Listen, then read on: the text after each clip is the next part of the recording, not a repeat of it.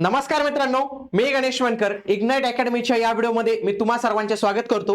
सहाय्यक आयुक्त म्हणजेच असिस्टंट कमिशनर नवी मुंबईकडून जी जाहिरात आलेली आहे तर त्याचं फॉर्म भरणं आता सुरू झालेले आहे। आता फॉर्म भरताना नेमकी कोणती कागदपत्र लागणार आहे आणि ती कधीची असली पाहिजे आणि नसेल तर तुम्हाला फॉर्म भरता येणार आहे का, या सर्वांविषयी आपण जे आहे तर ते आजच्या या व्हिडिओमध्ये माहिती पाहणार आहोत। म्हणून तुम्ही हा व्हिडिओ शेवटपर्यंत पूर्ण बघायचा मित्रांनो।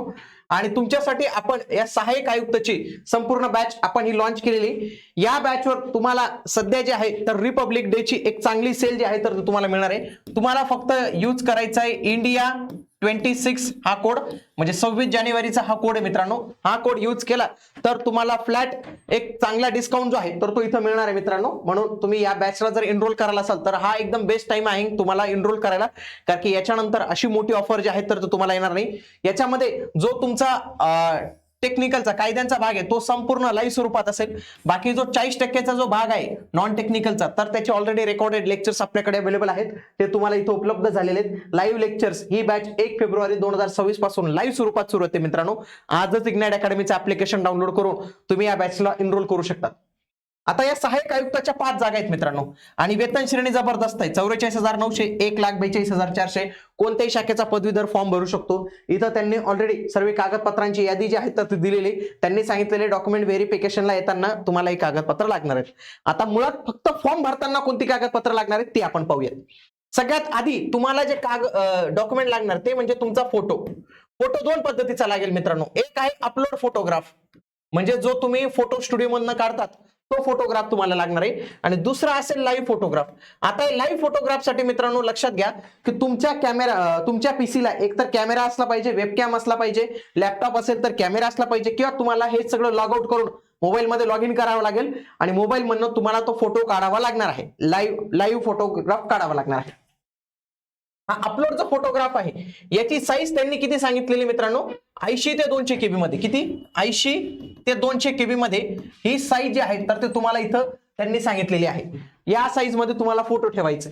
पुढचं जे तुमचं मेन लागणार आहे ती म्हणजे साईन लागणार आहे। ही साईन काय करायची मित्रांनो, ब्लँक व्हाईट पेपर घ्यायचा आणि या व्हाईट पेपरवर जे आहे तर ते ब्लॅक कलरचे म्हणजे काळ्या कलरचे शाईन आहे तुमची सही जी आहे तर ती इथं करायची आहे आणि ही तुम्हाला इथं अपलोड करावी लागणार आहे। ही पण 80 ते 200 केबी या दरम्यान जी आहे तर ती असली पाहिजे।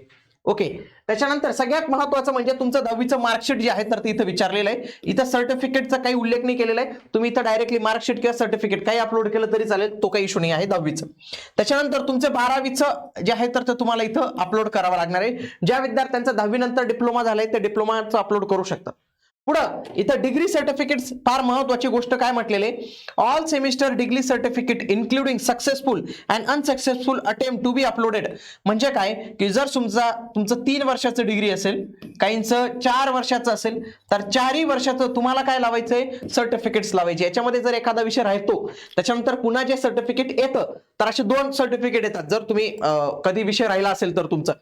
त्याच्यानंतर डायरेक्टली तुमचे पासिंग सर्टिफिकेट, कॉन्व्होकेशन सर्टिफिकेट पर्यंत सगळे एका याच्यात करायचे। ओके, याला पार 2 का 3 MB पर्यंत मुदत असते, म्हणून काही प्रॉब्लेम येत नाही तुम्हाला साईजचा।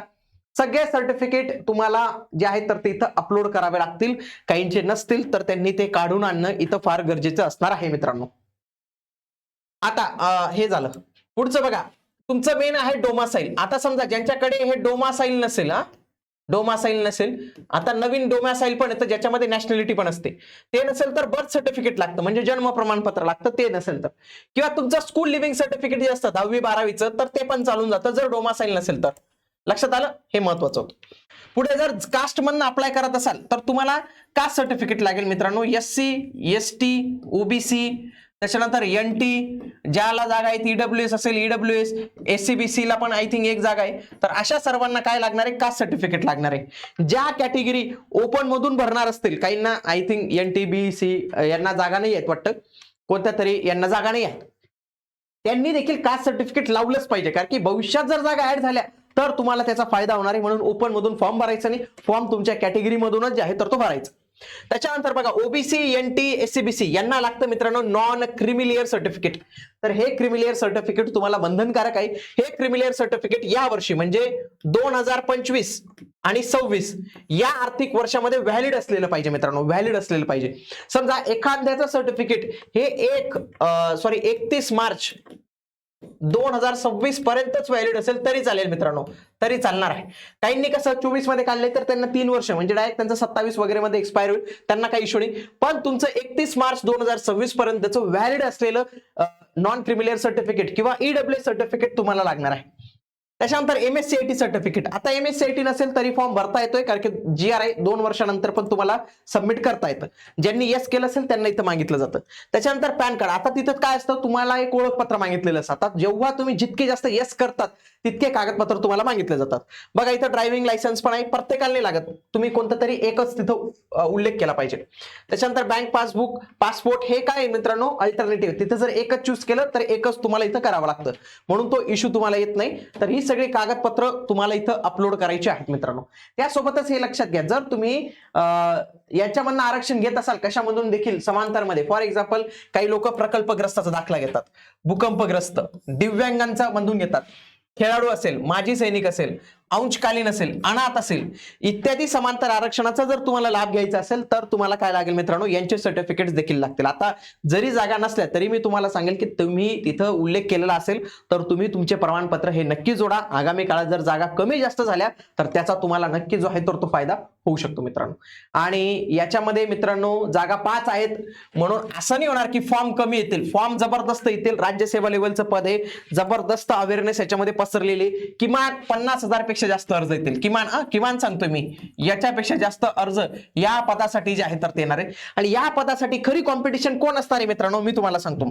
जे कोणी मंत्रालयामध्ये ASU वगैरे असेल, STI असेल, कोणी PSI झालेला असेल, लिपिक झालेला असेल, हे जे काही MPSC मधनं पास झालेले लोक आहेत हे देखील आता S16 जरी S16 असेल, इथं पण S16 आहे, पण तरी देखील हे थोडं चांगलं पद आहे, बदली होत नाही. त्याच्यानंतर ज्या सगळ्या डिपार्टमेंट मधले लिपिकचे पद, त्याच्यानंतर मनपाचे कर्मचारी, स्वतः नवी मुंबईचे मनपाचे कर्मचारी, मुंबई महानगरपालिकेचे कर्मचारी, KDMC, महाराष्ट्रातले सगळ्या मनपाचे कर्मचारी देखील या पदासाठी फॉर्म भरणार आहेत. म्हणजे तुमची कॉम्पिटिशन फक्त हे तुमचे ऍस्पायरंट नसणार आहेत, जो तुमच्यासोबत अभ्यास करतो तो नाही आहे, तर तो पण आहे, जो जॉबला जातोय तो चांगल्या जॉबला आहे, जो वेगवेगळ्या डिपार्टमेंटमध्ये जॉबला आहे ऑलरेडी, तर तो देखील तुमचं जबरदस्त कॉम्पिटिशन असणार आहे मित्रांनो. कारण की आम्हाला आतापर्यंत जे काही विद्यार्थ्यांचे कॉल आलेले, उमेदवारांचे कॉल आलेले की सर मला हे बॅच पाहिजे, मला हे बॅच जॉईन करायचे, टायमिंग काय असणार आहे, तर ते या देखील कॅटेगरी मधले होते मित्रांनो. म्हणून तुमचं कॉम्पिटिशन तुम्ही तर कमी समजू नका. तुम्हाला वाटतं मी खूप वर्षापासून अभ्यास करतो, पण तुमच्याही पेक्षा जे काही लोक डायरेक्ट सिलेक्ट झालेले आहेत अनुभवातून, तर ते पण